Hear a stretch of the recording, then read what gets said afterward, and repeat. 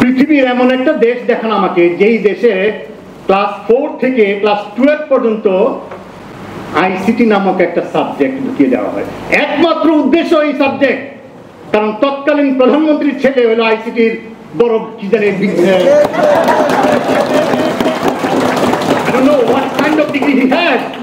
কিন্তু সবাই মিলে বিশ্ববিদ্যালয়ের বড় বড় শিক্ষকরা পর্যন্ত তাকে এমন জায়গায় নিয়ে গেছে তার থেকে বেটার কেউ বিজ্ঞানী নাই।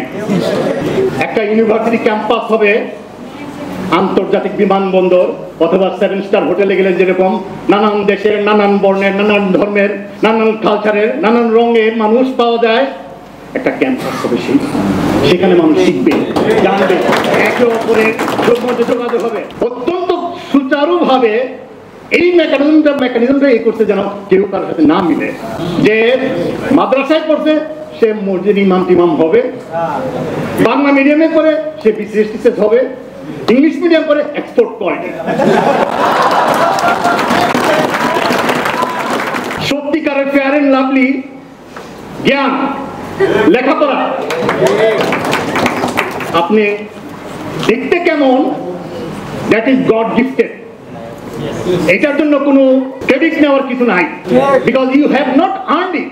তোমাদের এমন শিক্ষা হবে যেই শিক্ষার মাধ্যমে তোমরা হবা, ওরা টেকনোলজি ডেভেলপ করবে, তুমি হবা ভোক্তা।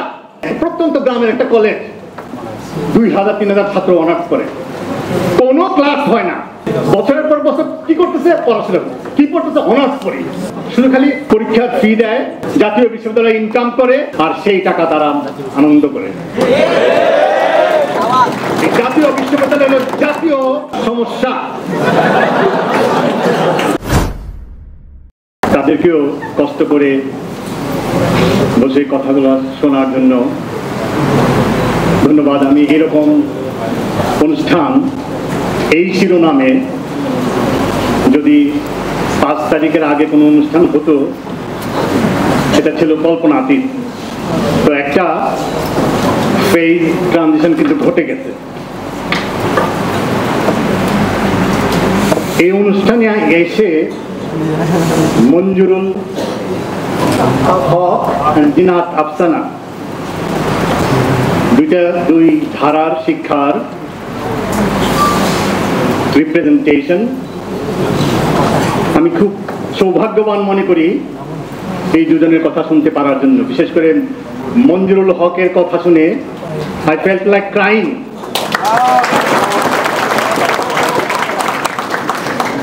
আমাদেরকে সব সময় ইচ্ছা করে হয়তোবা বিভাজিত করে রাখা হয়েছিল।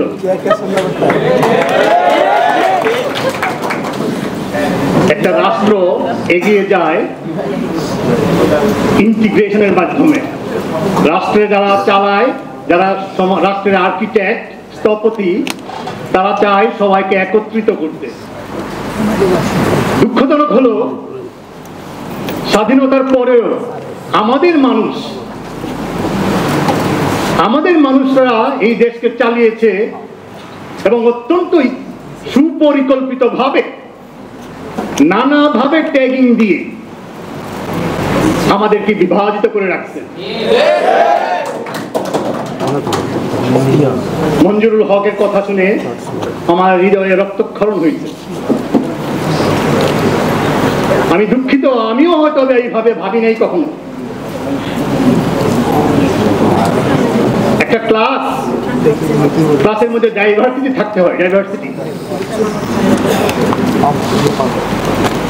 ভারতের একটা বিশ্ববিদ্যালয়ের নাম জামিয়া মিলিয়া মাদ্রাসা বিশ্ববিদ্যালয়। এটা ভারতের একটা সুনামধন্য বিশ্ববিদ্যালয়, ওয়ার্ল্ড র্যাঙ্কিং এ ঢাকা বিশ্ববিদ্যালয় থেকে বেটার। সেখানে সেবাগ আমাদের ক্রিকেট খেলোয়াড়, সেও পড়াশোনা করছে। বিশ্ববিদ্যালয় ধারণাটাকে আমাকে বুঝতে হবে আগে। এটা হ্যাজ টু বি ইউনিভার্সাল। এটা কোনো গোত্রের না, এটা কোনো ধর্মের ব্যক্তি পড়বে না, কোনো বর্ণের না, সকলে। এখানে ভর্তির ব্যাপারে যদি কোনো অসঙ্গতি হয়ে থাকে, বৈষম্য হয়ে থাকে, রং হওয়া উচিত না। একমাত্র লিটমাস টেস্ট হবে মেধা। মেধা ব্যতীত অর্থাৎ বিশ্ববিদ্যালয়কে তার নিজের মেকানিজম বের করতে হবে সঠিকভাবে মেধা কিভাবে আমরা বেছে নিতে পারি। মেধায় কেউ যদি মুখ কুতরে যেতে পারে তাকে আর কোনোভাবে ট্যাগিং দেওয়া ঠিক না। তা আমি এই কথাগুলা বললাম, এটা মঞ্জুরুল হক এবং জিনাত আফসানা এই দুজনের কথা শোনার আগেও আমি ভাবি না এই কথাগুলো আমি আজকে বলবো। ওনারা আমার চোখ খুলে দিয়েছে কিছুটা। এখন আমি বলতে চাই পরিবর্তিত পরিস্থিতি, অভ্যুত্থানের পর শিক্ষাটা কেমন হওয়া উচিত। শিক্ষা কি? অবশ্যই বৈষম্যহীন শিক্ষা হইতে হবে। এটা হলো এক নম্বর। শিক্ষা কি? শিক্ষা মানুষকে আলোকিত করে। আমরা দেখি না উবার আছে, কি করে ভ্যাকুয়াম ক্লিনার ডাস্ট গুলোকে সাফ করে নিয়ে আসে ইলেকট্রিক। এরকম যদি একটা ভ্যাকুয়াম ক্লিনার থাকতো যার মাধ্যমে আমার জ্ঞানকে সাফ করে নিয়ে যাওয়া যায়, আমি আর এখন আমাকে যেরকম দেখতেছেন দেখা যাবে না। সত্যিকারের ফেয়ার এন্ড লাভলি জ্ঞান, লেখাপড়া আপনি দেখতে কেমন, দ্যাট ইজ গড গিফটেড। এটার জন্য কোনো ক্রেডিট নেওয়ার কিছু নাই, because you have not earned it. বা জ্ঞান আপনি যেমনই হন তার এমনই একটা রোশনাই আছে যার ভিতরে জ্ঞান হেঁটে গেলে টের পাওয়া যায়। আমি আমার ক্লাসে যখন থাকি, ল্যাবে বসে থাকি, আমার ছাত্ররা সামনে দিয়ে হেঁটে যায়, কোনোদিন ক্লাসের সেরা ছাত্রকে বলতে হয় নাই স্যার আমি কিন্তু ফার্স্ট বয়। যে আমার সাথে সামনে দিয়ে হেঁটে যায় আমি টের পেয়ে যাই। আমরা এক ধরনের ডাক্তার, আমরা বুঝতে পারি। সুতরাং জ্ঞানের একটা আলাদা ধার আছে। শিক্ষাটা হতে হবে তেমন। শিক্ষা কখনো ওয়ার্ল্ড ব্যাংকের মাধ্যমে চাপিয়ে দেওয়া হতে পারে না, চাপিয়ে দেওয়া হতে পারে না, প্রজেক্টের মাধ্যমে পরিচালিত হতে পারে না। আমাদের হেকাপ নামে একটা প্রজেক্ট নাজিল হয়েছে, ওয়ার্ল্ড ব্যাংক আমাদের নাকি গবেষণা করাবে। ওয়ার্ল্ড ব্যাংকে কি ঠেকা পড়ছে নাকি বাংলাদেশের মানুষদের উন্নত করার? তাদের নিশ্চয়ই কোনো উদ্দেশ্য আছে। যে হেকাপের প্রজেক্ট পায়, দেওয়া হয় সেভাবে, পাওয়া মাত্রই বলে 3 মাসের মধ্যে বলে রিপোর্ট দেন। তারপরে যন্ত্রপাতি কিনতে হলে টেন্ডার দেন, অর্থাৎ tender, report. You don't have any time to do research. আমাকে টাকার পিছনে ছুটিয়ে দেওয়া হয়, আমাকে এই যে ডকুমেন্ট রাইটিং এর কেরানির কাজ করানো হয় আমাকে দিয়ে। অর্থাৎ তোমাদের এমন শিক্ষা হবে যেই শিক্ষার মাধ্যমে তোমরা হবা, ওরা টেকনোলজি ডেভেলপ করবে, তুমি হবা ভোক্তা। বর্তমান শিক্ষা কারিকুলাম এই এখন বিশ্ববিদ্যালয়ে একটা ওবি নামক আরেকটা প্রজেক্ট চলতেছে, ওয়ার্ল্ড ব্যাংকের হেকাপ প্রজেক্ট। এগুলো সবগুলা হলো আমাদেরকে একদিকে প্রবাহিত করা, আমাদেরকে শিক্ষার মানকে তলানিতে নিয়ে যাওয়া। অর্থাৎ পৃথিবীর এমন একটা দেশ দেখান আমাকে যেই দেশে ক্লাস 4 থেকে ক্লাস 12 পর্যন্ত আইসিটি নামক একটা সাবজেক্ট ঢুকিয়ে দেওয়া হয়। একমাত্র উদ্দেশ্য এই সাবজেক্ট, কারণ তৎকালীন প্রধানমন্ত্রীর ছেলে হলো আইসিটির বড় কি জানে,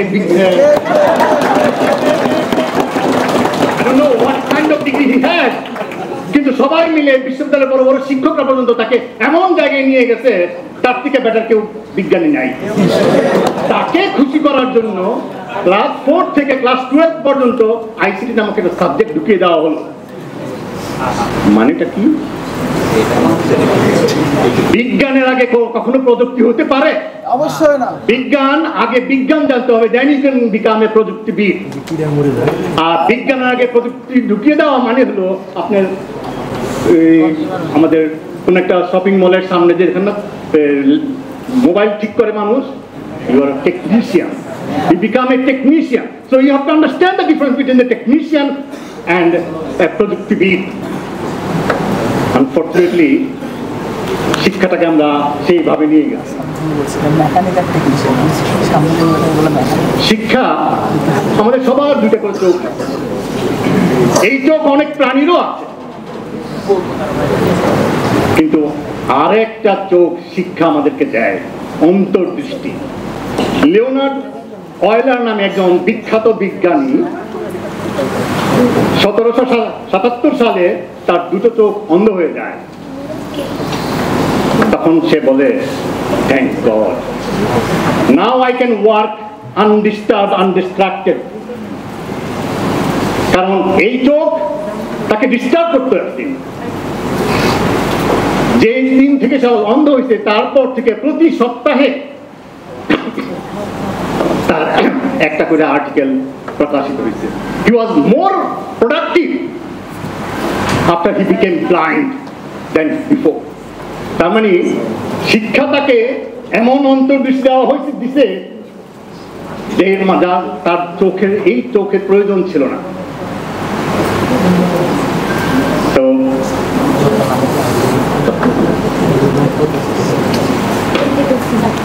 আমাদের আরেকটা কাজ করা হয়েছে, দেখবেন বাংলাদেশে শিক্ষাটাকে ধ্বংস করার জন্য, আর সরকার যেন বলতে পারে বেকার সমস্যা কমছে, তার জন্য একটা মেকানিজম বের করে। তার মানে এগুলো গবেষণা করে কি প্রায় 8 শতাধিক কলেজে অনার্স পড়ায়, মাস্টার্স পড়ায়, ডিগ্রি পাস কোর্স পড়ায়, এইচএসসি পড়ায়। যেই কলেজে অনার্স থাকে, ভারতেও অনেক কলেজে অনার্স আছে, শুধু অনার্সই থাকে, ইভেন মাস্টার্সও নাই, মাস্টার্স পরে ক্যালকাটা ইউনিভার্সিটি। এবং যেই কলেজে অনার্স আছে সেই কলেজে প্রত্যেক শিক্ষক পিএইচডি আছে। আর আমার গ্রামের প্রত্যন্ত গ্রামের একটা কলেজ 2000-3000 ছাত্র অনার্স করে, কোনো ক্লাস হয় না। অর্থাৎ সরকারের ইচ্ছা করে বছরের পর বছর কি করতেছে, পড়াশোনা কি করতেছে, অনার্স পড়ে, ক্লাস হয় না, ঠিক মতো পরীক্ষা হয় না, শুধু খালি পরীক্ষার ফি দেয়, জাতীয় বিশ্ববিদ্যালয় ইনকাম করে, আর সেই টাকা তারা আনন্দ করে। জাতীয় বিশ্ববিদ্যালয়ের জাতীয় একটা সমস্যা, এটাই সবচেয়ে বড় সমস্যা আমাদের এখন শিক্ষা ক্ষেত্রে। আরেকটা নাজিল করছে, সেটা নতুন শিক্ষাক্রম। যারা যারা এটা করতে তাদের একজন গতকাল প্রথম আলো ওমর শেহাব নাম একটা আর্টিকেল লিখছে, লিখে বলতেছে, দুঃখিত,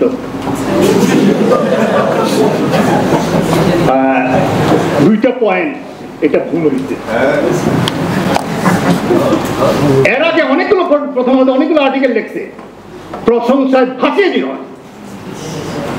আজকে পট পরিবর্তনের সাথে সাথে তার বল পাল্টে গেছে। আমরা তো বলে আসতেছি শিক্ষাটা কি, শিক্ষা কেমন হওয়া উচিত। আমাদের তো ক্লাস 9-এ এসে ভাগ করা ছিল না, সায়েন্স, আর্টস, কমার্স। তার মানে আমার একটা চয়েস করার একটা সুবিধা ছিল, আই কুড চুজ। আমি অঙ্কে ভালো না, আমি আর্টস করবো, অথবা আমি ভবিষ্যতে ব্যবসা বাণিজ্যের দিকে যাবো, আমি কমার্স নিব, আমি বিজ্ঞানী হব, আমি ডাক্তার হব, আমি ইঞ্জিনিয়ার হব। You had option, I had option. আর এখন কি করলো, নতুন শিক্ষাক্রম অনুসারে একটা হলো আইসিটি নামক একটা সাবজেক্ট, উচ্চতর গণিতবাদ, 3টা বিজ্ঞান, পদার্থবিজ্ঞান, বায়োলজি এন্ড কেমিস্ট্রি, এক করে একটা বিজ্ঞান বানিয়ে স্পেস তৈরি করে সেখানে জীবন ও জীবিকা। মানে যেই সাবজেক্ট কারিগরি বিদ্যায় থাকা উচিত সেটা আমাদের মেইন স্ট্রিম এডুকেশনে ঢুকিয়ে দেওয়া হয়েছে, রাইট? তো উদ্দেশ্য খারাপ। আচ্ছা, রাখাল রাহাত তার পেপারে লিখছেন যে আমাদের শিক্ষার অনেকগুলো ধারা আছে। ধারা যেমন আছে, মাধ্যমও আছে। ধারাগুলো কি, একটা রাষ্ট্রের সত্যিকারের শিক্ষাটাকে যদি আমাকে বড় পর্দায় রেখে বিবেচনা করতে হয়, মোট শিক্ষার্থীর সংখ্যা কত, তার 60% কারিগরি বিদ্যায় করা উচিত। কারিগরি বিদ্যাকে শক্তিশালী করা উচিত ছিল।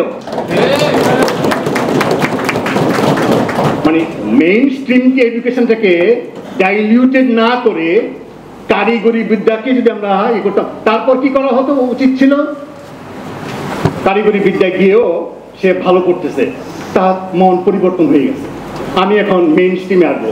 দরজা খোলা রাখতে হয়। মাদ্রাসায় করতেছে, তাকেও মেইন স্ট্রিমে আসার দরজা খোলা রাখতে হবে।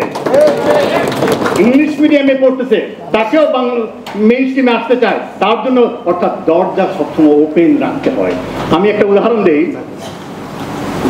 এডওয়ার্ড উইটেন বর্তমান বিশ্বে 1 নম্বর পদার্থবিদ এবং সবচেয়ে বড় বিজ্ঞানী বলা হয়। সে গণিতের নোবেল প্রাইজ খ্যাত পুরস্কার পাওয়া ফিল্ড অ্যাওয়ার্ড। সে আন্ডার গ্রাজুয়েট করছে ইতিহাস, মাইনর করছে লিঙ্গুইস্টিক্সে। তারপরে তার মাস্টার্স করার সময় তার মনে হলো আমার তো ইকোনমিক্স ভালো লাগে, সে ইকোনমিক্স বললো, ওখানে এক ড্রপ আউট, ভালো লাগে না। তারপরে তার মনে হলো আমার তো গণিত ভালো লাগে, স্ট্যানফোর্ডে গিয়ে গণিতে ভর্তি হলো। এর কিছুদিন পর ওখান থেকে মাস্টার্স করার পর পিএইচডি করলো ফিজিক্সে, এবং এখন ফিজিক্সে সে 1 নাম্বার বিজ্ঞানী। অর্থাৎ এই যে আমাকে ম্যানিউভার করার, পরিবর্তন করার দরজাগুলো খোলা রাখছে বলেই আজকে এডওয়ার্ড উইটেন আমেরিকাতে হইতে পারছে। আমার বাংলাদেশে সে যদি জন্ম নিত সে হইতে পারতো না। মাহবুব মজুমদার ব্যাকের টিচার, সে এমআইটিতে আন্ডার গ্রাজুয়েট ইঞ্জিনিয়ারিং এ, ক্যামব্রিজে পিএইচডি করছে ফিজিক্সে, পোস্টডক করছে ইম্পেরিয়াল কলেজে, ঢাকা বিশ্ববিদ্যালয়ের ফিজিক্স ডিপার্টমেন্টে সে ইন্টারভিউ দিচ্ছে।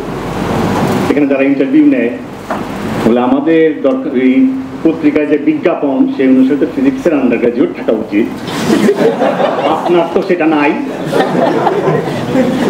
সেই যাকে ক্যামব্রিজ বিশ্ববিদ্যালয়ে পড়তেছে সে ফিজিসিস্ট, তার পাস কিন্তু চলে গেছে, he had become a physicist. কিন্তু ঢাকা বিশ্ববিদ্যালয়ে পড়তে হলে, শিক্ষক হতে হলে আরো কি রাখছি, ইউনিভার্সিটির কোনো ক্যারেক্টার নাই আমাদের বিশ্ববিদ্যালয় করতে, ইউনিভার্সাল না, বাংলাদেশি হইতে হবে। ওই বিজ্ঞাপনে যা আছে উইন্টোটা তা হইতে হবে, এবং বিজ্ঞাপনগুলো এমন ভাবে করা হয় আমার যদি চয়েসে কেউ থাকে তার সাথে যেন মিলে যায়।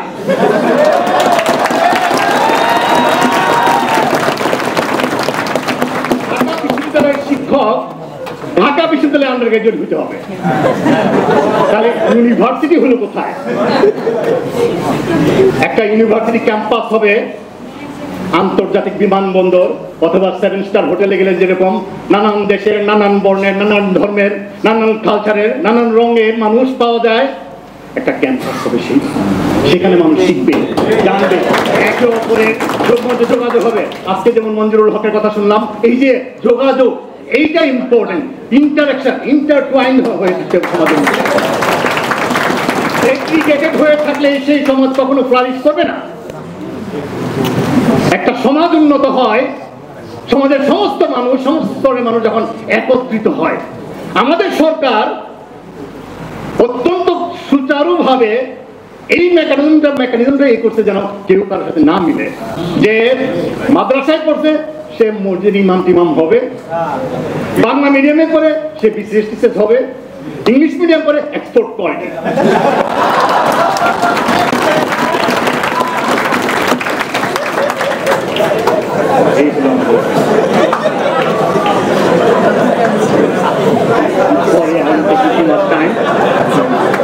Thank you very much.